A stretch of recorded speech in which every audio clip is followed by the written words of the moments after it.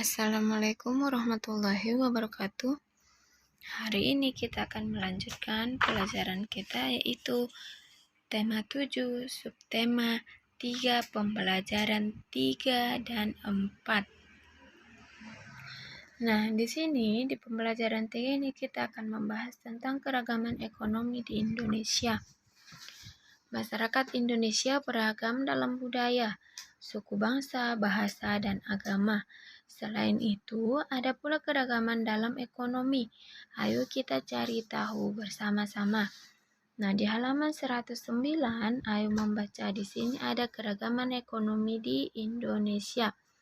Yang pertama adalah aktivitas ekonomi di bidang pertanian. Kemudian, aktivitas ekonomi di bidang peternakan.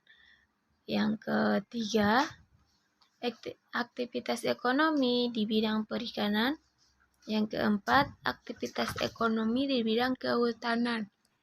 Seperti halnya keberagaman dalam adat istiadat suku dan agama, kegiatan ekonomi masyarakat Indonesia juga sangat beragam. Kegiatan ekonomi tersebut dikelompokkan menjadi beberapa. Yang pertama yaitu kegiatan ekonomi di bidang pertanian. Wilayah Indonesia berada di antara lintang 6 derajat LU sampai 11 derajat LS. Posisi ini menyebabkan wilayah Indonesia beriklim tropis. Wilayah Indonesia mendapatkan banyak sinar matahari dan curah hujan sepanjang tahun. Kondisi ini sangat mendukung aktivitas pertanian. Aktivitas pertanian juga didukung tingkat kesuburan tanah yang tinggi karena pengaruh ke banyaknya gunung api. Banyak penduduk Indonesia melakukan aktivitas pertanian dengan mencermati kondisi geografis Indonesia. Aktivitas pertanian dibedakan menjadi pertanian lahan basah dan pertanian lahan kering. Nah, pertanian lahan basah membutuhkan banyak air, misalnya sawah, irigasi, dan sawah lebak. Pertanian lahan kering membutuhkan sedikit air, misalnya tegalan dan perkebunan. Itulah tadi penjelasan tentang aktivitas ekonomi di bidang pertanian. Sekarang kita akan melanjutkan di bidang perikanan. Di bidang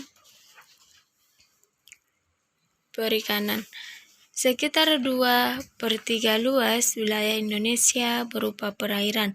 Fakta inilah yang menjadikan Indonesia dikenal dengan sebutan negara maritim. Luas wilayah perairan menyimpan potensi kekayaan alam melimpah. Potensi ini dimanfaatkan masyarakat untuk mengembangkan aktivitas perikanan. Aktivitas perikanan dilakukan secara tradisional. Kondisi ini menyebabkan produksi hasil perikanan di Indonesia belum optimal. Aktivitas perikanan dikelompokkan menjadi perikanan tangkap dan perikanan budidaya. Nah, perikanan tangkap ini yang biasa ditangkap di laut lepas, sedangkan budidaya ini yang dibudidayakan ataupun yang dirawat. Aktivitas perikanan tangkap dilakukan oleh nelayan dengan cara menangkap ikan di laut. Dahulu, nelayan mengandalkan angin untuk menggerakkan perahu. Nelayan memanfaatkan angin darat untuk pergi melaut dan angin laut untuk kembali ke daratan. Kini, nelayan sudah menggunakan mesin penggerak kapal atau motor untuk menggerakkan perahunya. Bagaimana dengan aktivitas perikanan budidaya? Aktivitas perikanan budidaya dilakukan di darat atau di perairan payau. Budidaya ikan di darat dilakukan di kolam sungai, sawah, atau mina padi, waduk atau bendungan atau danau. Nah, selanjutnya adalah aktivitas ekonomi di bidang peternakan. Di bidang peternakan dikelola masyarakat atau badan usaha. Aktivitas tersebut berupa peternakan unggas, peternakan hewan kecil, dan peternakan hewan besar. Beragamnya aktivitas ini menyediakan hasil ternak melimpah. Selanjutnya, hasil ternak dapat dikonsumsi oleh masyarakat. Nah, apa saja jenis hewan yang dibudidayakan masyarakat? Yang pertama adalah peternakan unggas meliputi ayam, itik, burung, dan angsa. Yang kedua adalah hewan kecil meliputi kelinci, kambing, dan domba. Sedangkan yang ketiga adalah hewan besar meliputi sapi, kerbau, dan kuda. Itulah hasil dari aktivitas ekonomi di bidang peternakan. Selanjutnya kita ke nomor 4, yaitu aktivitas ekonomi di bidang kehutanan. Dahulu hamparan hutan hijau Indonesia pernah dijuluki karpet hijau. Julukan ini karena hutan Indonesia tampak hijau dilihat dari udara. Hijaunya hutan dipengaruhi oleh iklim tropis yang ada di Indonesia. Kawasan hutan Indonesia mengandung keragaman sumber daya hayati. Belum lagi potensi hasil hutan yang terdiri atas hasil hutan kayu dan hasil hutan non-kayu. Nah, misalnya kina, karet, damar, dan sagu. Potensi ini menjadikan Indonesia sebagai negara pengekspor kayu bagi Indonesia. Hasil ekspor kayu menjadi salah satu sumber pendapatan negara. Aktivitas hutan juga perlu memperhatikan kelestarian hutan. Mengapa? Lestarinya hutan berdampak terhadap kehidupan manusia dan makhluk hidup yang tinggal di hutan. Kelestarian hutan dapat dijaga dengan cara antara lain yaitu melakukan tebang pilih dan melakukan penghijauan atau reboisasi lahan gundul. Hijaunya hutan Indonesia dapat menjadi paru-paru dunia. Nah, tidak hanya memberikan manfaat ekonomis, hutan juga memiliki fungsi lain, yaitu fungsinya sebagai penyimpan cadangan air tanah, penyeimbangan iklim, serta tempat habitat flora dan fauna. Bahkan kawasan hutan juga dimanfaatkan untuk objek wisata karena banyaknya manfaat hutan. Kelestarian hutan hendaknya selalu dijaga. Nah, itulah penjelasan tentang keragaman ekonomi yang ada di Indonesia. Selanjutnya kita ke halaman 113. Di sini ada arti penting memahami keberagaman dalam masyarakat Indonesia. Artinya keberagaman tidak hanya satu, berarti ada banyak budaya dari daerahnya masing-masing, banyak tarian daerah, banyak rumah adat, banyak pakaian daerahnya. Semuanya setiap daerah atau sukunya masing-masing mempunyai ciri khasnya. Nah, keragaman masyarakat Indonesia hendaknya kita pahami bersama sebagai kelebihan bangsa Indonesia yang bisa memperkaya khasanah budaya nasional. Kita harus bisa menerima keberagaman dalam masyarakat dengan bijaksana. Dan kita hendaknya bisa menjadikan keberagaman yang ada sebagai alat untuk mempererat persatuan dan kesatuan negara kesatuan Republik. Walaupun berbeda-beda, kita harus tetap satu. Tidak ada yang boleh berkelahi walaupun ada perbedaan di dalamnya. Nah, kurang memahami keberagaman dalam masyarakat Indonesia dapat menimbulkan dampak negatif bagi negara kesatuan Republik Indonesia. Nah, beberapa dampak negatifnya adanya pemahaman atas keragaman dalam masyarakat Indonesia. Yang pertama adalah terjadinya konflik, baik konflik ras antar suku maupun konflik antar agama. Yang kedua, perpecahan atau disintegrasi bangsa. Perpecahan bangsa ini bisa terjadi karena terdapat konflik sosial dalam kehidupan masyarakat, baik perbedaan ekonomi, status sosial, ras, suku, agama, dan hasil kebudayaan. Yang ketiga adalah memandang masyarakat dan kebudayaan sendiri lebih baik, beserta merendahkan masyarakat dan kebudayaan lainnya. Sikap ini dapat mendorong terjadinya konflik antar kelompok. Yang keempat yaitu semangat nasionalisme berlebihan, sehingga menganggap rendah bangsa lain, mempersulit pemerintah dalam menetapkan kebijakan pembangunan, menghambat usaha pembangunan dan pemerataan sarana dan prasarana. Selanjutnya yang nomor 7 adalah kurangnya partisipasi masyarakat dalam pembangunan. Nah, sedangkan dampak negatifnya adalah banyak bentuk tindakan yang mencerminkan sikap toleran dalam beragama, antara lain yaitu menghargai perbedaan dalam masyarakat, baik perbedaan suku, agama, ras, budaya maupun golongan. Yang kedua adalah hidup berdampingan secara damai dengan orang lain meskipun berbeda suku, agama, ras, budaya maupun golongan. Berinteraksi dengan baik tanpa ada sekat perbedaan suku, agama, ras, budaya, dan golongan lain.